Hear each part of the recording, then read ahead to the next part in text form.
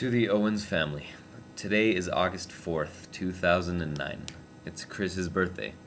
We thought it would be nice to get something together in remembrance of him, so we went around asking people some questions about Chris, and we put it all together into this little video.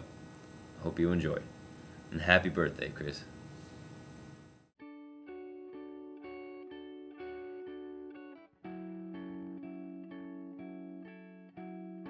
How long ago did you meet Chris, and how did you know him? I met him in 7th grade. We went to Hillside together, but I didn't know him. And then it turns out we had the same guitar teacher, and I saw him at school the next day, and we thought that was really cool. So I met Chris a while ago. I know I met him at least in high school, maybe even in middle school at Hillside. I just can't remember for sure if I had a class with him or not. But I know I met him in high school, and yeah, pretty much the school is where I knew him. So the first memory I have of him was at Highland, so freshman, sophomore year.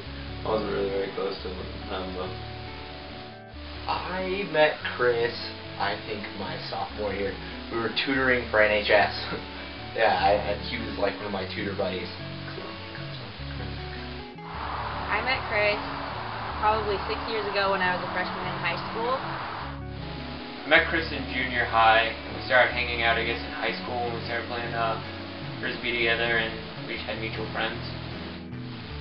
I really got to know him my senior year, 2007, 2006, and I met him officially in one of my classes, my body conditioning class in the mornings. I met him my junior year. We had a couple classes together, and most notably zoology, and pretty much the whole class was just us being stupid together, and Doug Dermott yelling at us the whole time. what's the first thing you think about when you think of Chris?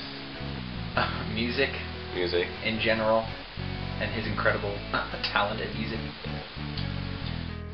How he laughs all the time. That was one thing, just whenever you're around him. I remember one time, this was like, I think I had a math class with him originally, and I saw him in the hall one day, and he just said hi, and I didn't really know him that well, but I said hi back. But then the next time, every time I saw him, he had a smile, and he was laughing at something. We would sit around campfires at Tyler's house, and we always had guitars out, and as soon as we thought of a song to play, he'd be the first one. He'd immediately start playing it, and I was so jealous that he could do that. So jealous. What's the first thing you think about when you think of Chris? Zombies. Chris was always like, I don't know, when you were with Chris, like, you had something interesting to talk about, because Chris was like a crazy, awesome guy. He's smart. He was really fun to be with. Like, just cool things to talk about. His guitar. He brought it with him to math class. Guitar playing, just amazing at music. Direction. Very strong sense of direction. Like, motivation, but really a clear idea of where things are intended to be at the end of whatever journey you're on. I don't know just what a great person he was. He just had like such a great personality, and would always go out of his way to help you. Like, he helped me out a bunch, and he just was a really giving and caring person. What was your favorite thing about Chris? How happy he was all the time. I don't know if I can really pick a favorite. He was really just kind of laid back. I mean, the main way I kind of knew him towards the end, I guess, was Frisbee. And that's kind of what I remember him. Really good at Frisbee. It's a great sense of humor, but I think Frisbee is kind of thing of a lot when you play Frisbee. There are so many things that I admired about him. His personality, I mean, he liked things from yoga to guitar to, just sitting down and relaxing and just all those things made Chris who he was, and I really admired all of it.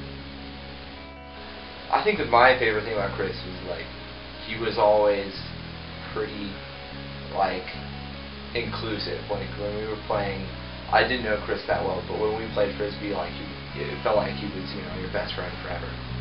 But I don't know, he was just really friendly to other people. I don't know how to say it, but he was always so nice. He was genuinely cool. He was a good guy. Like every time I saw him, he'd say hi, no matter what, with his playing. What was your favorite thing about Chris? Me and Chris would always goof around whenever everybody else thought what we were doing was stupid. It was just fun to goof around with him. My favorite thing was how much he knew about any minute detail I thought I was the only one who knew about. Obviously that's musical. A lot of that was musical. But he could jump into any conversation. Didn't matter how far out there it was. Not only would he know about it, but he would actually make it entertaining. That's probably the one thing that just astounded me every time. I don't know. I would love when he would wear his like poncho thing with his little like fuzzy hat with like the ball on top. Oh, I'd always laugh. And he seriously had the best sense of humor. So yeah. What was your fondest memory of Chris? Going up to Andrew Koyman's cabin last October, he was hilarious that whole trip, and it was awesome. He was actually at Frisbee. It was just kind of a little joke that it was actually, he came out there, and I remember it was really hot after a while, and he took off his shirt, and he's like, look at all my hair, it's so spotted, it just kind of pops out everywhere in random spots. And I remember Arian was just kind of like, yeah, I'm just kind of evenly hairy. And I was just bare, pretty much. I think every time we played Frisbee, he had no problem diving for the disc. And I remember every time he dove, I would think to myself, oh, Chris, don't hurt your back, because he already had, pain. But he just got up every time, and he kept playing. He played harder than I did. He played harder than I ever did. And it was really inspiring. It was cool. Probably, again, of Frisbee when we were doing Force Powers. Like, we made fun of Star Wars. And, like, we'd miss the disc, and Chris would be like, with my Jedi powers, I moved it, so you couldn't catch it. Good times. He talked back to Miss Welch in class. Well, not in a bad kid kind of way, in intellectual calling out of sort of thing. It was really funny, and I can't remember what he said, but I remember it was hilarious. If you could pick one, what was your fondest memory of Chris? I don't know, there's a bunch of times at Frisbee when we were just goofing around that I remember, mainly making fun of his chest hair pattern. My fondest memory was we were driving up to East Canyon one summer, and we had a car full. We had, him and two other people. And a song came up on the radio, actually a piano. It was a classical song from George Gershwin. I knew it because I listened to it a lot, but I was about to flip it so it would be a different song and people could listen. But he said no, and it's a 14-minute piano solo, and he actually started humming the entire thing. He knew every nuance of it. When I asked him how he knew the song, he said, doesn't everybody? And I smiled. I smiled because I'd never met anybody, even my own age, let alone 20 years older than me, who knew that song so well. And I looked at him and I was like, really, how do you know the song? And he said, it just came to me. Well, he helped me do my assembly for when I ran for office, and we would came over here and practiced a bunch, and he just gave us all these good ideas, and he wrote this horrible Led Zeppelin knockoff song for my skit, and it was just really fun, and yeah, we had a couple like really good conversations. If during his time here you could say you learned one thing from Chris, what would it be? To just always be happy and make the most of life, even if, always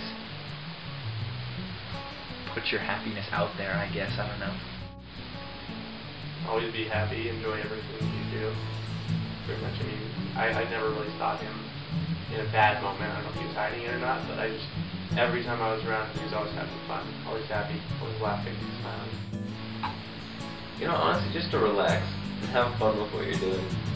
He never had a dull moment, and it really seemed like a very good way to live. And I have a lot to learn from that.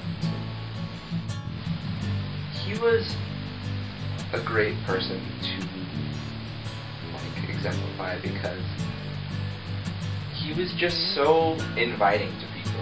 You could always be with him. He was really a free person. He talked to you about whatever you wanted. If you wanted to ask him about philosophy or something stupid Firefly, some weird science fiction stuff, Chris would talk about anything. He was totally approachable. If I could be like that to someone I had just barely met, then I would say I learned that from Chris. That talking back to a teacher is okay if you're nice about it. He was just nice to everyone, and I think that was the biggest thing I take away, because I'm not even nice to everyone all the time. During his time here, you could say you learned one thing from Chris, what would it be? Whatever you want to do, no matter how outlandish, how difficult, you have to make at least an effort to try it. And you'd probably be astounded what you can do. But don't give up on what you want to do, what's important, what your dream is. Just do it. You can accomplish so much with your time. What do you have to lose? I don't know, he was one of those people who, when he walked into a room, he could cheer anybody up, he could make you laugh, he was just such a great person. He had an air about him, and I remember I wish that I could emulate that sort of thing, because he was just such a great person, and there are very few people who are like that. And last question, if you could say anything to Chris right now, what would it be? Miss you, buddy. I miss you, but I'll see you soon. I miss you, man. Just miss you. I miss you. Hope you're happy.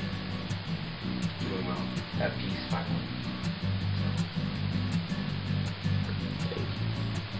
Awesome. Hi with a big smile. Seriously. I don't know, I wish that I could have spent more time with him, because senior year I saw him a few times during that, but obviously he was busy doing other things, and so was I. So I really wish I could have gotten to know him for a little bit longer than that. So if you could say anything to Chris right now, what would it be? Chris, I miss you. There's not one day that goes by I don't think that you weren't a candle that burned twice as bright for half as long. And there's so many things that have motivated me in the last year, only because I know you did them. And I appreciate my time with my friends so much more now than ever before, because they're that much more special. I miss you a lot. I love you like a brother, and I have a lot to talk to you about, so keep your schedule open. Don't get too good at Frisbee up there, because you're going to embarrass us when we get there, but we'll see you eventually, and I'm excited.